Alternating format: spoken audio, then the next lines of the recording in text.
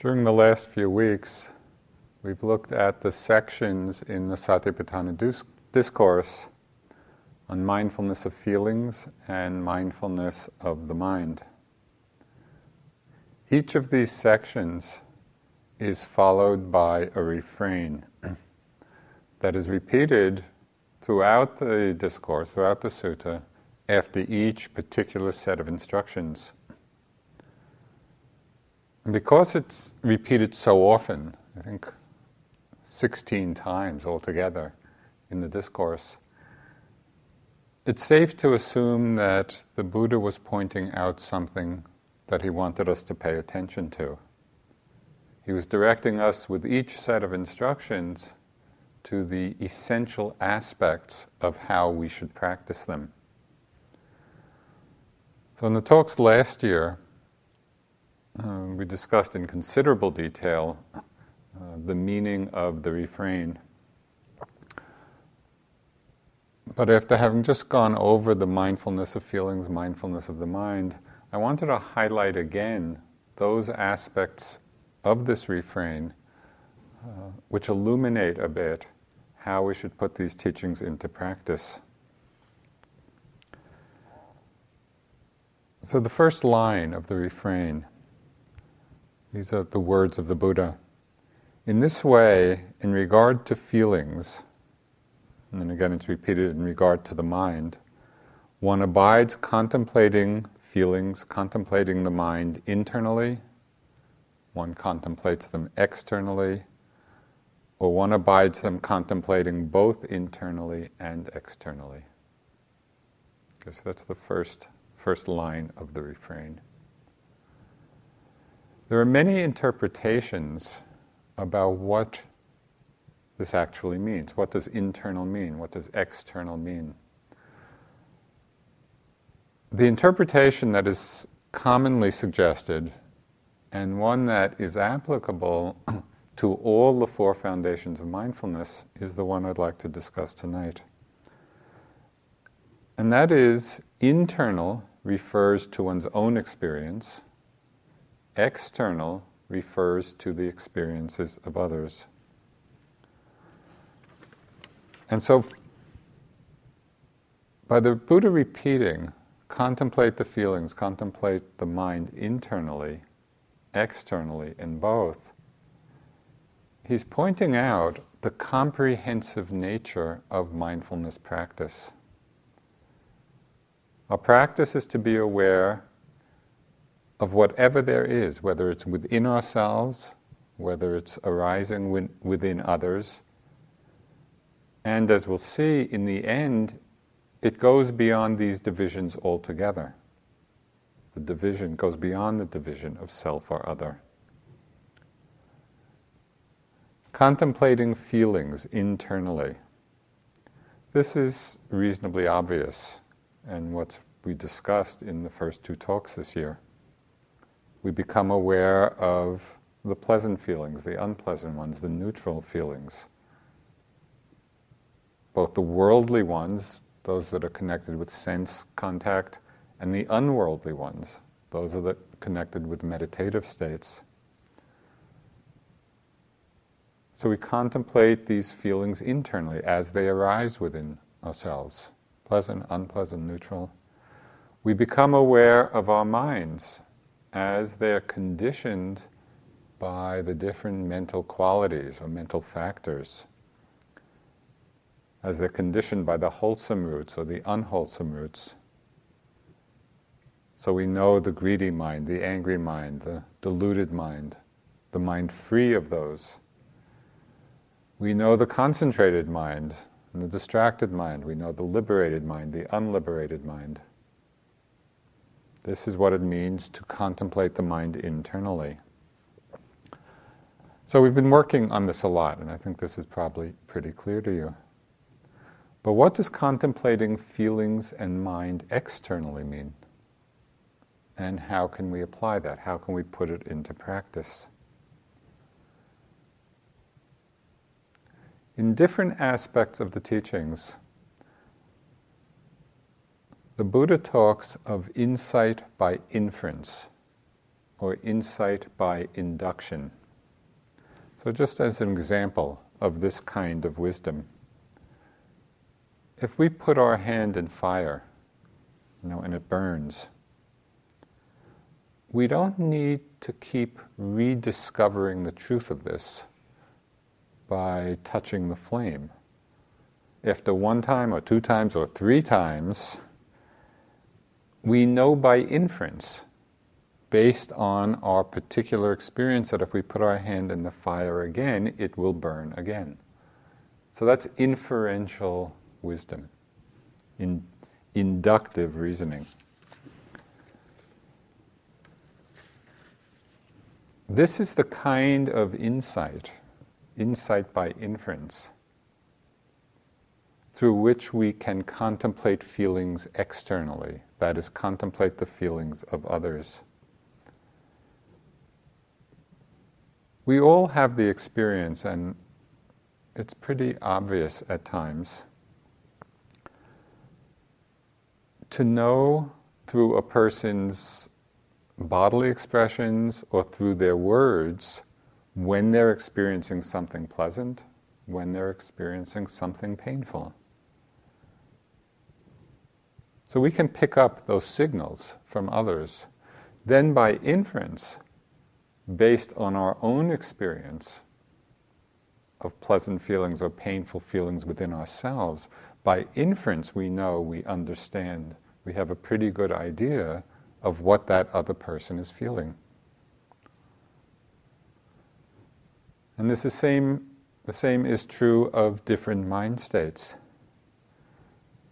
When we are mindful of them externally, that is, mindful of the arising moods, the arising emotions in other people. For example, we see someone who's angry, or we see someone who's sad, or loving, or greedy, or generous. The whole range of emotions that we might become mindful of in another person.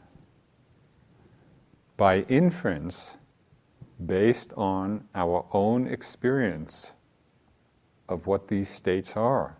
We know what love feels like, we know what anger feels like, we know what greed feels like, because we've experienced them internally. By inference then, we can know to some extent, and perhaps to a large extent, what the other person is feeling. And when we can know this with mindfulness, then we're aware of the arising state in other people without reactivity, without judgment. So why is this important? Why did the Buddha very specifically and many times in this Satipatthana Sutta, many times he repeated, contemplate the body, contemplate feelings, contemplate the mind internally, contemplate it externally. So the Buddha is saying this and giving emphasis to it.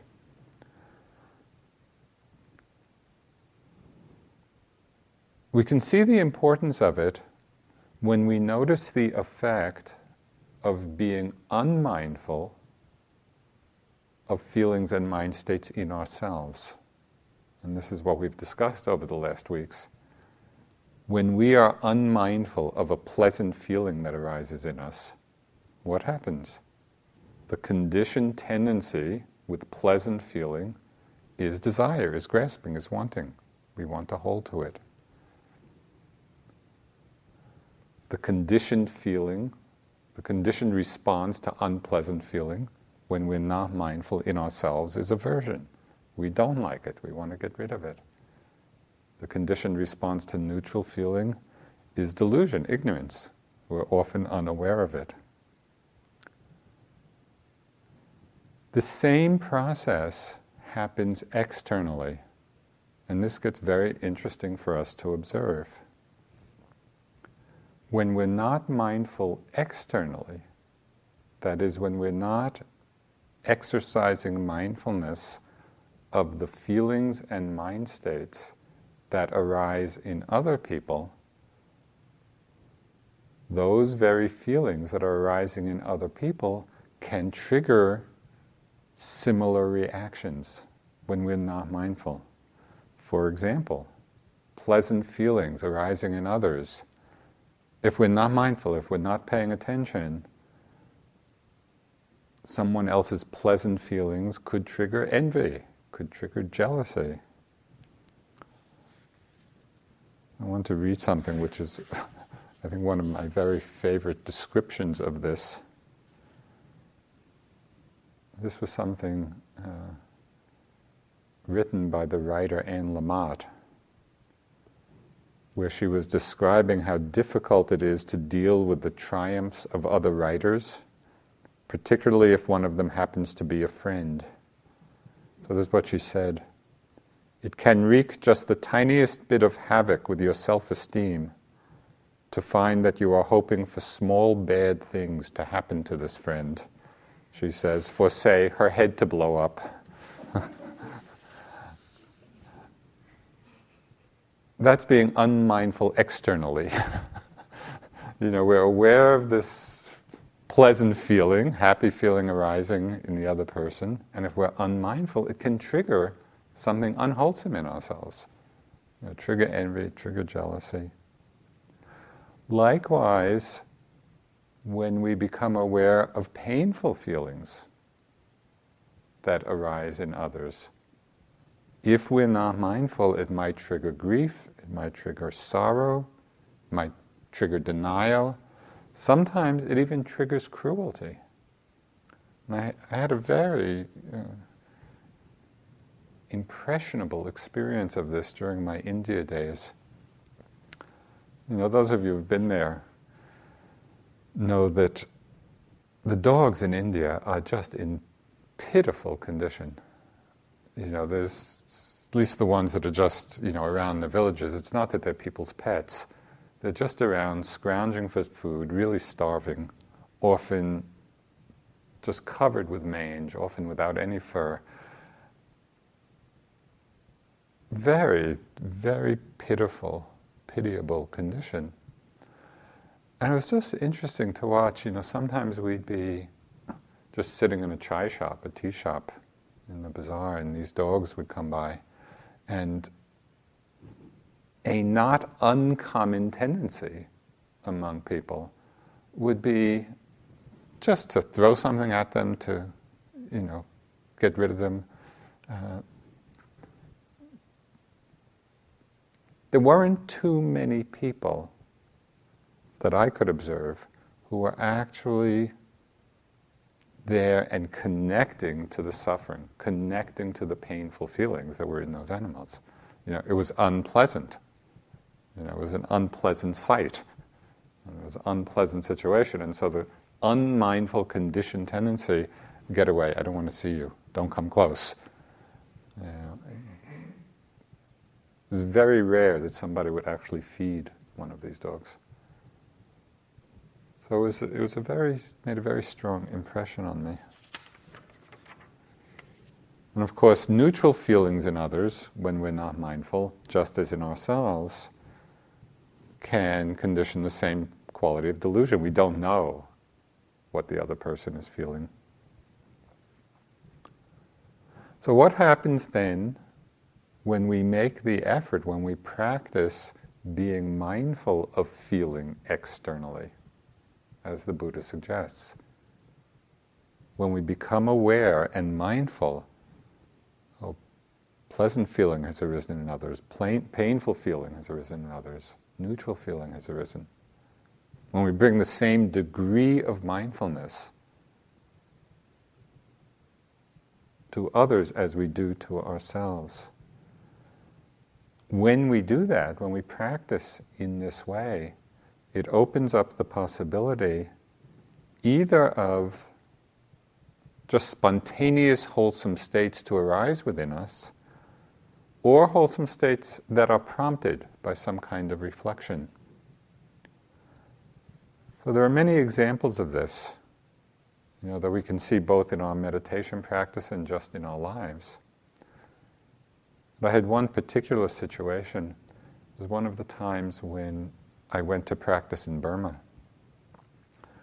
And I went there, and one of our friends had been there for about 2 or 3 years already, practicing in the monastery. So I went, and I was just busy from all the activity, all the worldly activity I was engaged in. He was there 2 or 3 years, and of course as soon as one saw him, it was clear he was enjoying a lot of pleasant, unworldly feelings. It's just the calmness, the concentration, the stillness.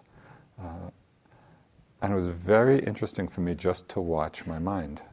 Because my initial reaction after the kind of enjoyment of just meeting again and seeing him, my mind first went into this comparing mode. Comparing mode tinged with a little bit of envy.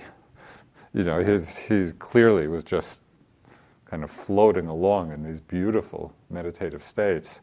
And I had just arrived there, my mind was restless and agitated, all the usual things.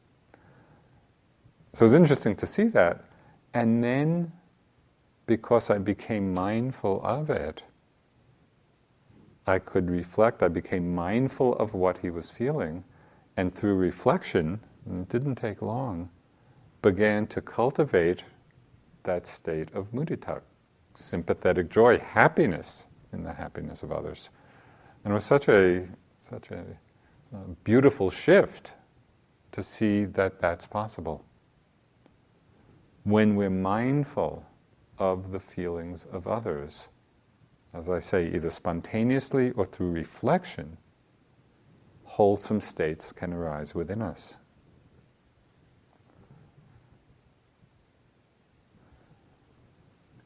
Similarly, we all have had the experience in our lives of going through something difficult, something painful. Maybe it's the circumstances in our lives, maybe it's some disease, maybe it's grief or sorrow. We've all had difficult, painful experiences.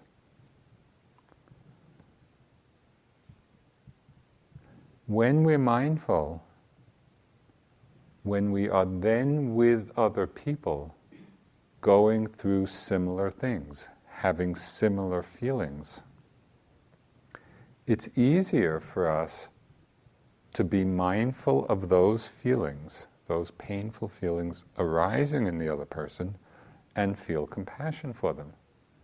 Because by inference, we know what they're feeling, having gone through it ourselves.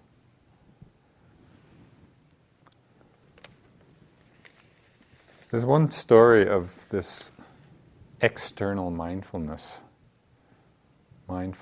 externally of feelings that inspires me a lot. At one of the Buddhist Christian conferences I was at, this was at Gethsemane Abbey in Kentucky,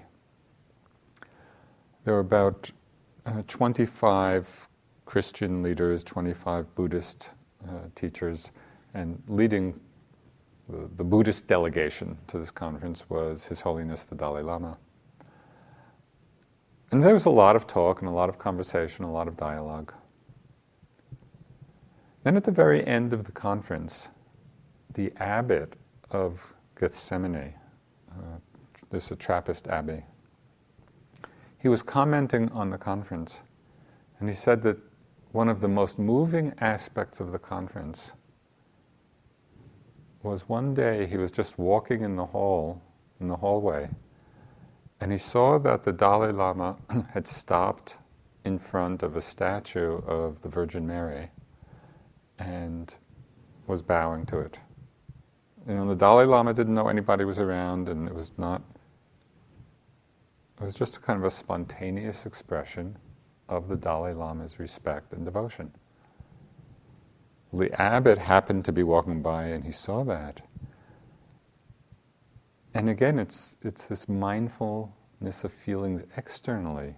The abbot could know, through his own experience of respect and devotion, to some extent what the Dalai Lama was expressing.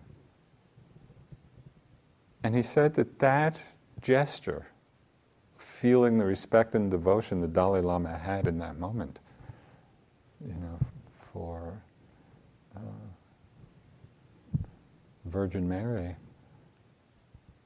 That meant more, that communicated more than all the many words that had gone on in the conference. It was like a direct transmission of a feeling. It was a communion of a feeling.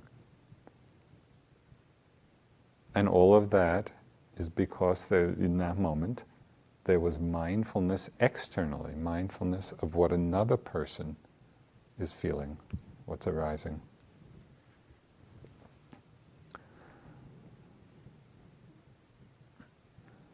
We can also learn a lot from those times when we're not mindful externally. When we're not mindful of the feelings and the mind states that are arising in others, but only that we become aware of what's going on through our own reactivity. When we're not being mindful externally, often it prompts a reaction, a certain reactivity in the mind, and that can be the trigger for us to then pay attention.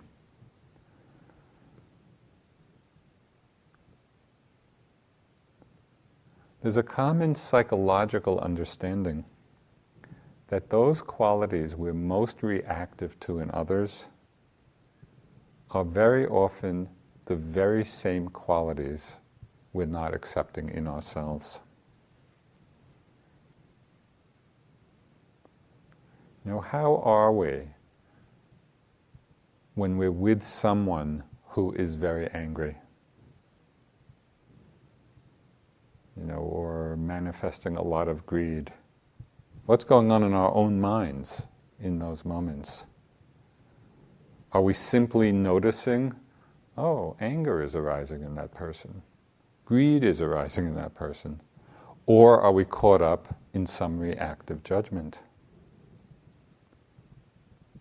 Times of our own reactivity to what's arising or what's happening in other people, our own reactivity can serve as a mindfulness bell for us. It can remind us, yes, in that moment I'm not being mindful externally. I'm not simply paying attention to what's arising in others. I'm caught in my own reactions. So there's a lot to learn at those times. We can pay attention when we're reactive to what is arising in someone else. We can pay attention in several ways. First, and what often serves as the wake-up call, we can be mindful of our own reactive state. So we pay attention to it rather than simply be lost in it or be identified with it. Maybe it's impatience, with others, or anger at others, or fear, whatever it may be. So the first thing is to become mindful of our own reactive state. The second step then, having awakened a bit, we can then apply mindfulness externally and really practice noticing mindfully, which means without reaction, without judgment, oh, anger has arisen in that person, greed has arisen in that person, with an open, even mind. Third, we can take a look at whether in fact we are reactive, judgmental about these states in ourselves.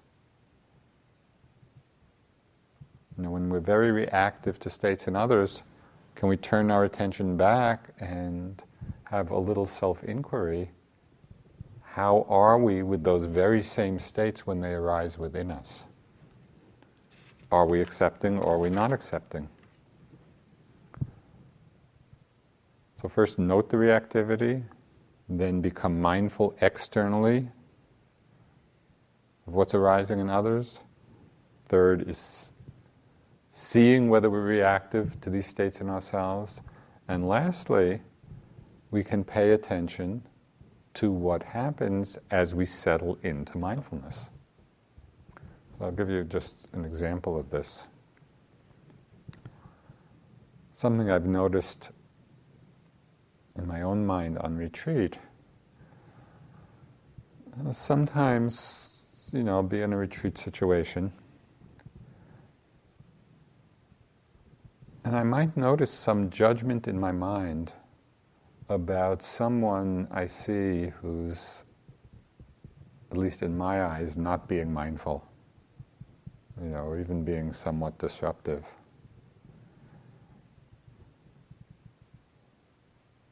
Of course, there's a great irony in this situation. Because in those very moments, I'm doing the very thing I'm judging. Because in those very moments of judging, I'm not being mindful. And yet the judgment is about someone else not being mindful.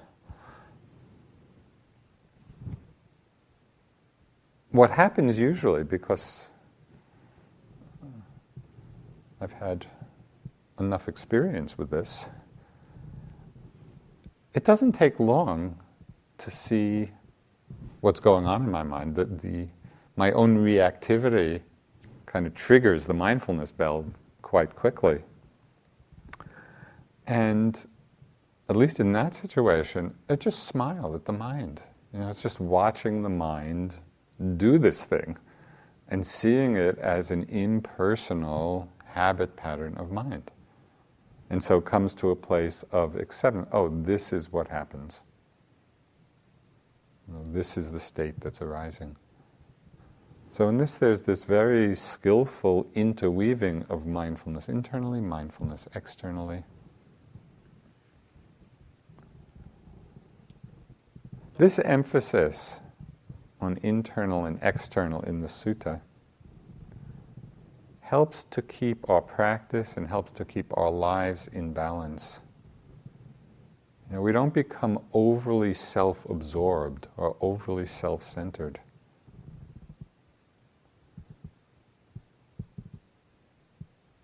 And so mindfulness externally, keeping the balance, helps weaken the familiar patterns of yogi mind. And I'm sure you've all had some bouts of yogi mind, where small things, really small things, can become wildly exaggerated. We lose all sense of perspective.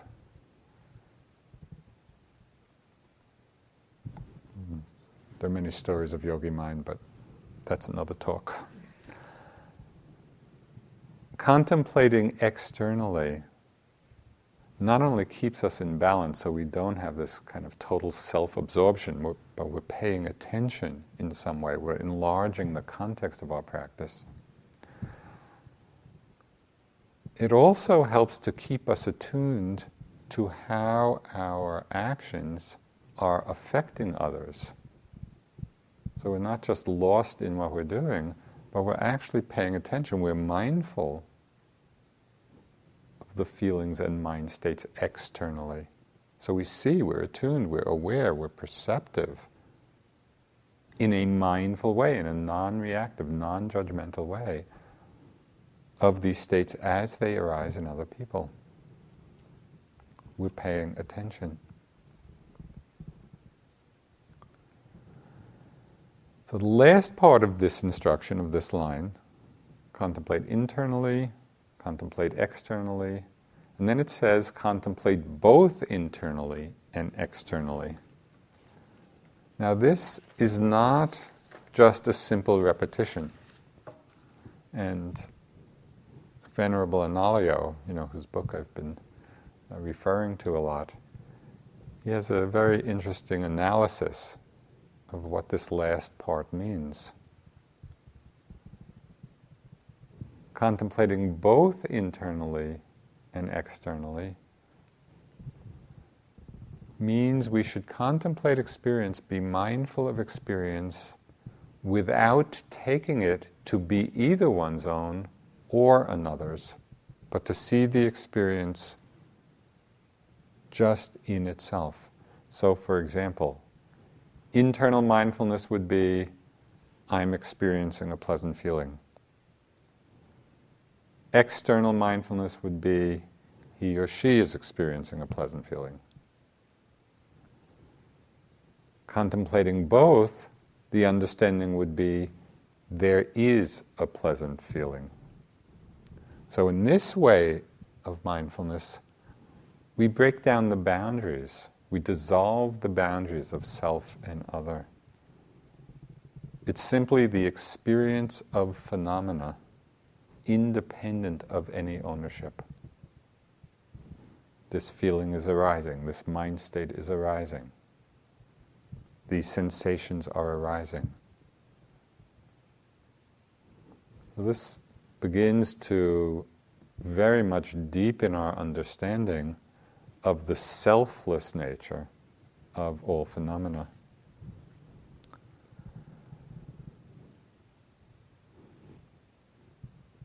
Here, all of this is this first line of the refrain. Contemplate internally, contemplate externally, contemplate both. The second line of the refrain, and again it's something the Buddha repeated many times, so there's something of value and importance in it. He tells us to contemplate the nature of arising, the nature of passing away, and both arising and passing away, of feelings, of the mind. Contemplate the arising of feelings, the passing of feelings, both arising and passing. Contemplate the arising of the mind, the passing away of the mind, both the arising and passing away.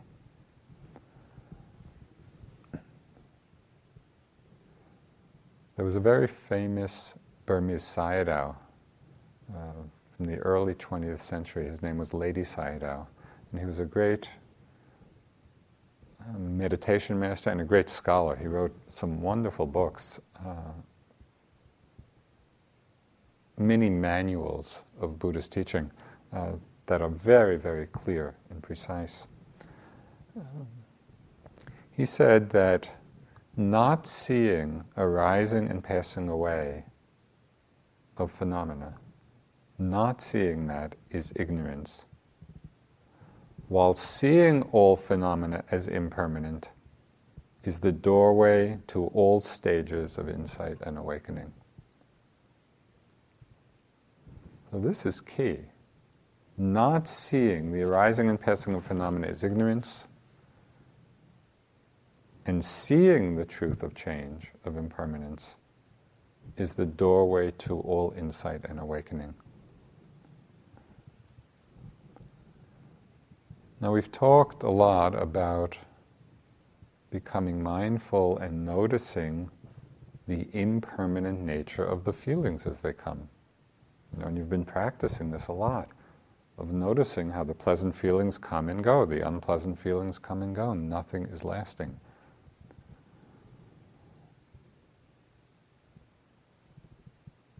And what's so important, and this is the tenor of the instructions in this sutta, it's not enough to know this intellectually, because it's not difficult to conceptually understand, these feelings are coming and going. The transformative insight happens when we are seeing directly for ourselves in the moment. We're seeing them change. That is how the insight deepens in our lives. It's from that direct seeing in the moment, the truth of this. We can also contemplate the impermanence, the arising and passing away of the mind as it's conditioned by the different wholesome and unwholesome roots. Now, the Pali word samsara means, or it's translated as wandering on, or continuing on, or revolving. And of course, samsara traditionally refers to our wandering through all the realms of existence, over many lifetimes. So that's the traditional classical meaning of samsara, this endless wandering. But we can also see this same process at work within a single day or even a single hour. How many different mind worlds do we create from 1 hour to the next? We're happy, we're sad, we're bored, we're excited, we're lonely, we're calm, we're interested, we're angry, we're fearful, we're joyous.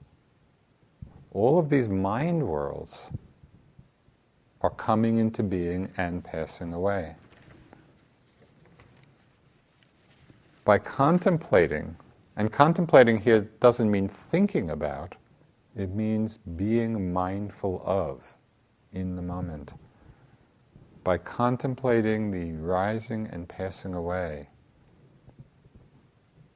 of each of these mind states, we begin to free ourselves both from identification with them and also reaction to them.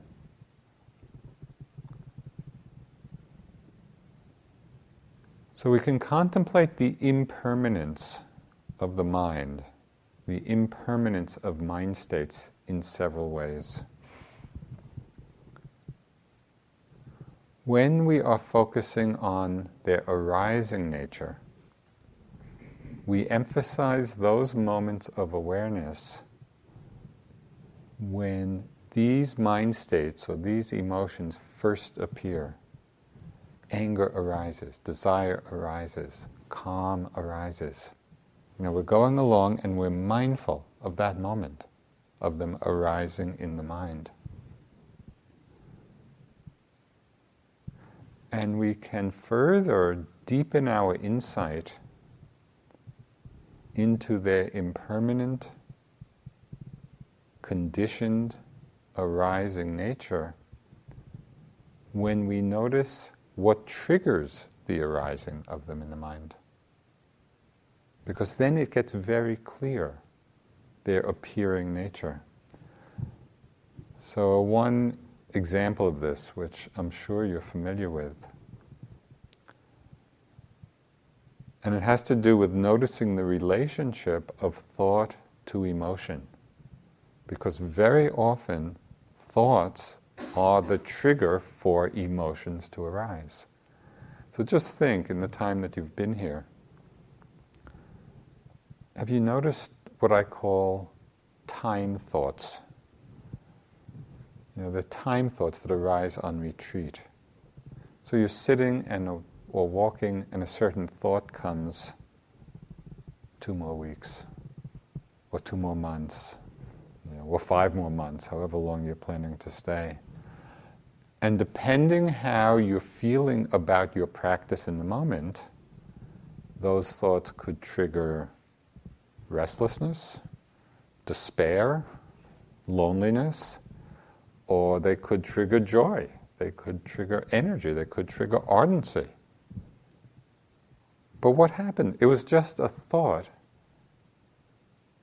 and the thought triggered the arising of a particular mind state or particular emotion. It's very helpful to watch that process.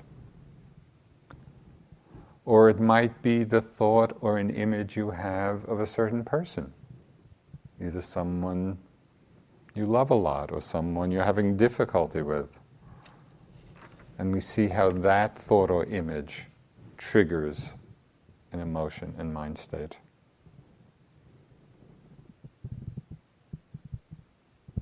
By noticing the trigger point and the resultant emotion, we are following the Buddha's instructions here of noting the arising aspect of phenomena, the arising nature of the mind states. And to the degree that we can see things as they arise, to the degree that we are aware and mindful of them arising, we stay free in the flow of changing experience.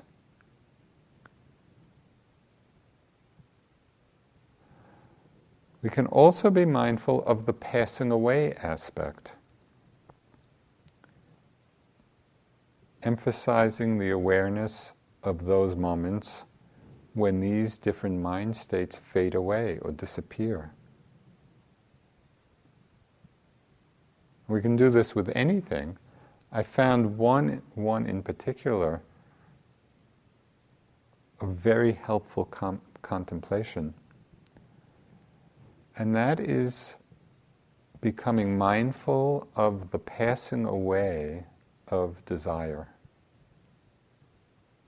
There's a very liberating aspect to this mindfulness. So we are aware when desire is in the mind, the wanting mind, for whatever. It could be a food fantasy, it could be a sexual desire, it could be a desire for a good meditative state. Notice when desire is there, the energy, that quality of wanting, and noting desire, desire, desire, desire, desire, and then particularly pay attention to the moment when the desire leaves.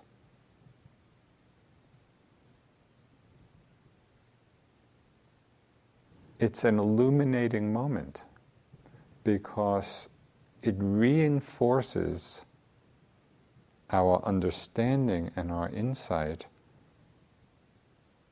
that desire also is impermanent. Now, what makes this so powerful is that very often in the throes of desire, we have the feeling that the only way to become fulfilled is to gratify it. And yet when we're mindful of the passing away of desire, it's gone, we realize that the great truth of impermanence will resolve that desire. We don't actually have to gratify each one that arises to come to a sense of completion. We can wait it out. And I'm sure you've had this experience. When you notice that moment of desire disappearing, the sense of relief. It's like being let out of the grip of something. And that feeling of release, the release from the wanting, the grasping mind, that sense of the relief brings about this quality of ease. And all of this is coming about through contemplating the passing away moment. We can do it with desire, we can do it with all other mind states that arise in our minds.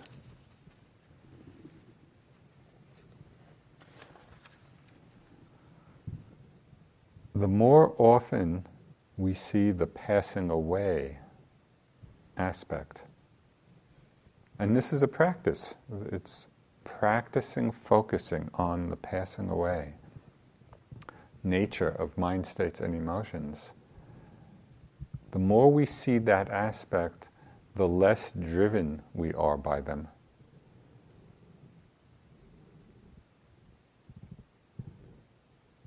The more we see the passing away of mind states and emotions, it brings about the space in our minds for us to be with them without fear and without grasping.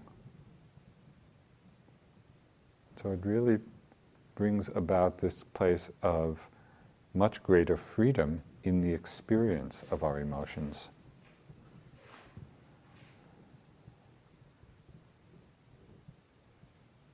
Contemplating both the arising and the passing away of phenomena, of sensations, of feelings, of mind states,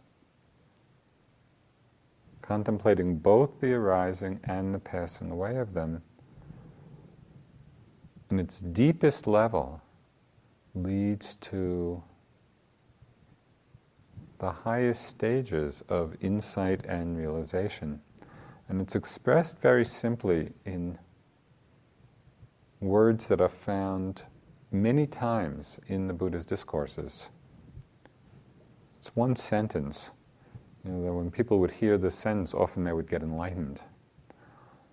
So here's your chance. Whatever has the nature to arise has the nature to cease. Whatever is of the nature to arise, which is everything we experience, whatever is of the nature to arise is of the nature to cease. If we could open to this fully, if we could sink into this, drop into this awareness fully, and our practice is to see it over and over again, we would be free of attachment and clinging to anything at all. If we really knew deeply, integrated that knowing in ourselves. Whatever is of the nature to arise is also of the nature to cease. And this is why the Buddha made such a remarkable statement in one of the verses in the Dhammapada. And it's really a striking statement. He said, it's better to live a single day seeing the momentary rising and passing of phenomena than to live 100 years without seeing it. That's remarkable to me. Because what does that statement say about what we value in our lives and what choices we're making, and where we put our energy? He's saying it's better to live a single day and seeing the truth of impermanence on this very momentary level, to see that all phenomena are arising and passing moment to moment to moment to moment. Better to live a single day seeing that than 100 years with all the other things we might do and not see it. Because it's through the seeing of this impermanence, this momentariness, that we actually can free our minds from attachment and from clinging.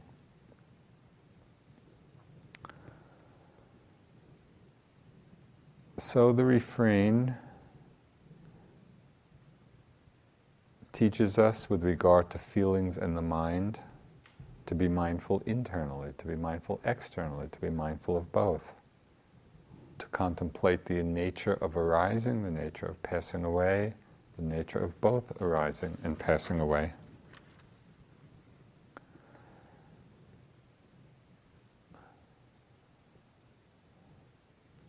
Now the next line of the refrain, it's the next line of instruction, answers an unspoken question, which is, well, just how much mindfulness do we need? Well, the Buddha goes on to say, he answers it for us. He says,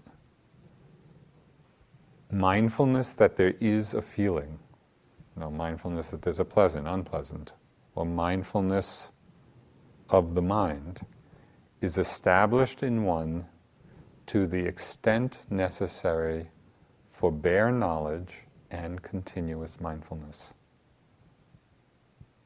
That's the degree to which we need to cultivate our mindfulness, to the extent necessary for bare knowledge and continuous mindfulness. So what does bare knowledge mean?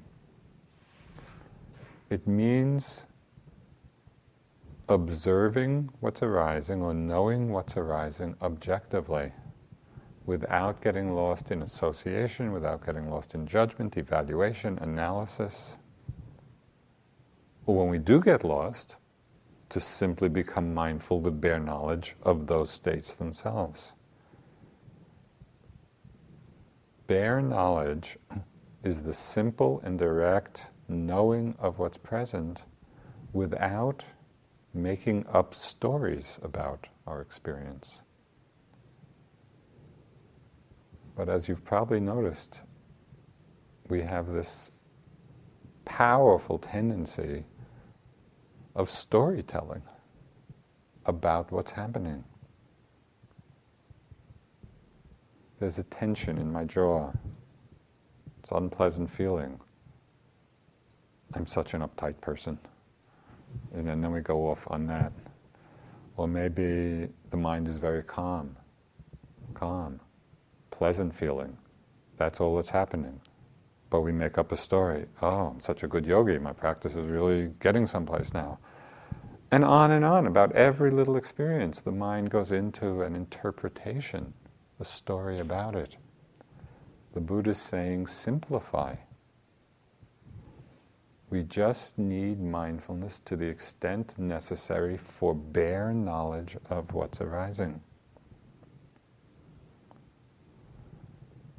Instead of analyzing why different emotions are coming, kind of getting into a whole psychological history, of what happened and why these things are arising, all that's needed is bare knowledge of the presently arising mind state. There's desire present, there isn't. There's ill will present, there isn't. There's love present, there isn't. Whatever it may be.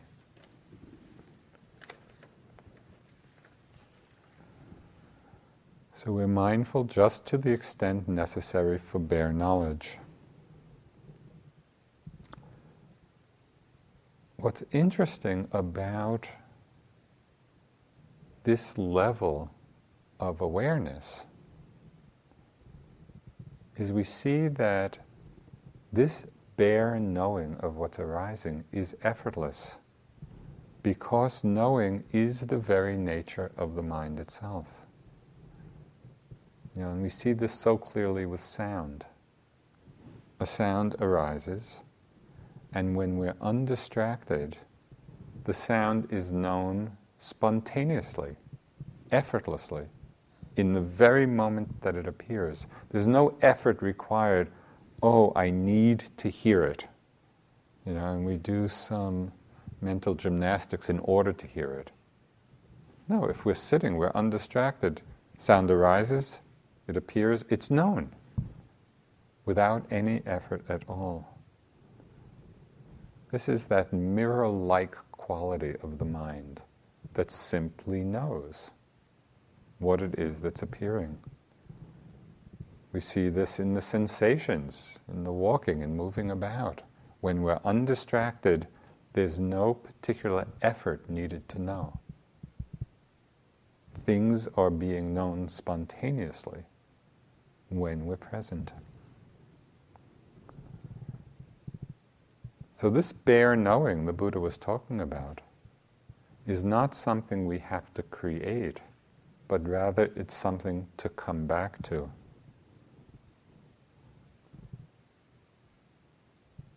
There's one mantra that was very helpful to me in my practice and has been and still is. When I feel my mind striving in some way, struggling or not at ease, I use the mantra, I remind myself, it's already here. It's already here. What I'm looking for is already here, which is that bare knowing. The awareness is already here, and we simply have to come back to it.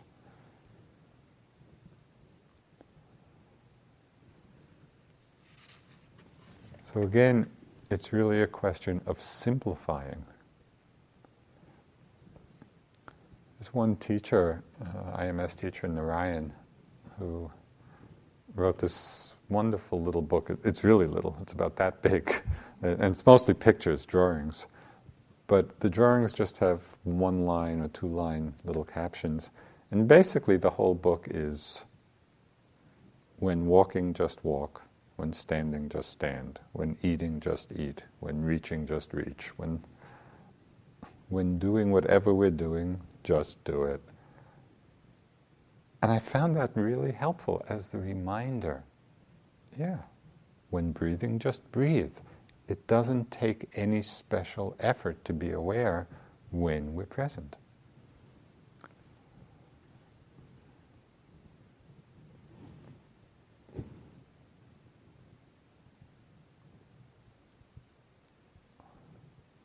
So first the Buddha said, establish mindfulness just to the extent necessary for bare knowledge. And then he said, just to the extent necessary for continuous mindfulness. So this implies a certain quality of right effort. And it's not the effort to know, because that's spontaneous. It's the effort to come back to bare knowing when we're lost.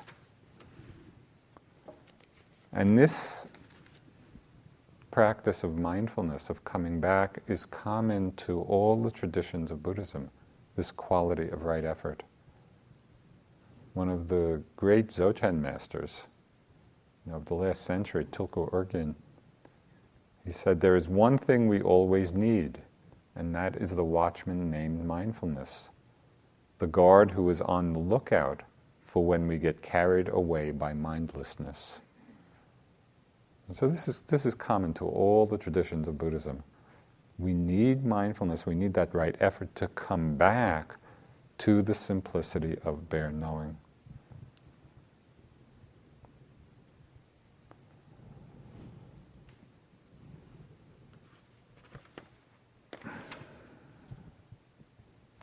There's more in the refrain, but I think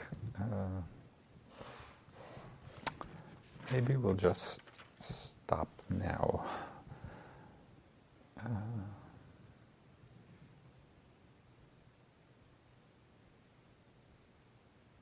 Maybe end with the understanding that from this repeated practice of coming back to bare knowledge, coming back from our wanderings to the present moment, we build a certain momentum of mindfulness so that at a certain point it starts to happen by itself.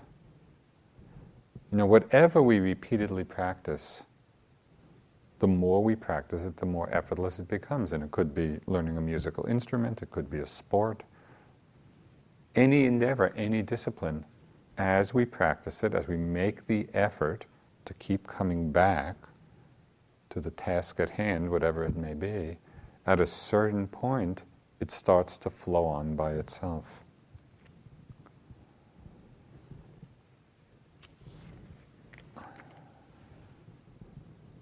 And as this continuity of bare knowing builds strength, as we keep coming back to the simplicity and spontaneity of bare knowing, our mindfulness becomes more and more panoramic. And we begin to tune in to the changing nature of all phenomena. The process of things becomes more noticeable than the content. We become aware of the process of change. We become aware of the flow of phenomena.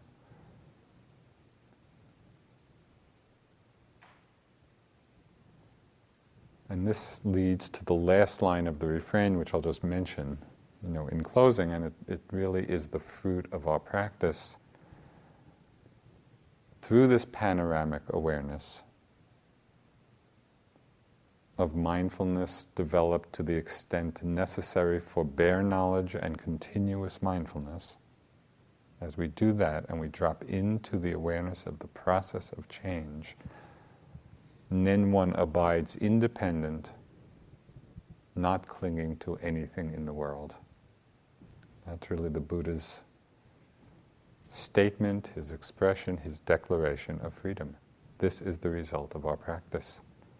And one abides independent, not clinging to anything in the world.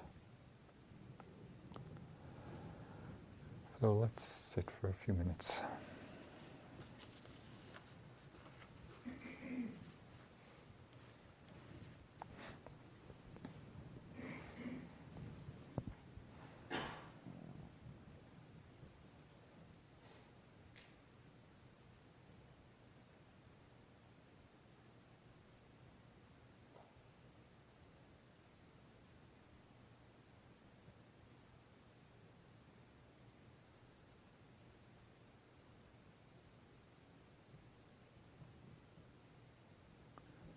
human body at peace with itself is more precious than the rarest gem.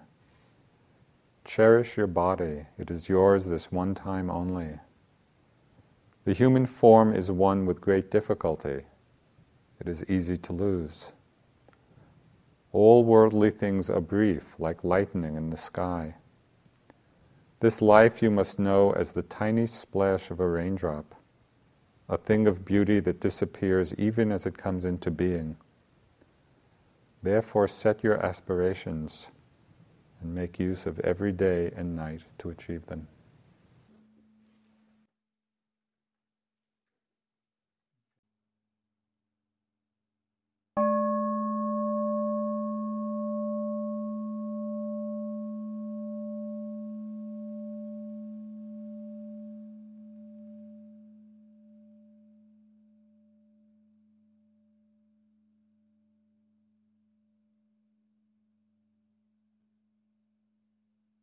This talk was given by Joseph Goldstein at Forest Refuge on March 24, 2005.